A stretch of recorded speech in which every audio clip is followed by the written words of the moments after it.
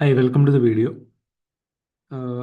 ഇന്നത്തെ വീഡിയോയിൽ ഈ ട്രിവാൻഡ്രം ജില്ലയിലെ പേരൂർക്കട ഡിപ്പോയിൽ നിന്ന് KSRTC ചാർട്ട് ചെയ്തിരിക്കുന്ന ടൂർ ട്രിപ്പുകളെ കുറിച്ചുള്ളൊരു വീഡിയോ ആണ്. ജാനുവരി 2025 ഏതൊക്കെ ട്രിപ്പാണ് ചാർട്ട് ചെയ്തിരിക്കുന്നത് നോക്കാം.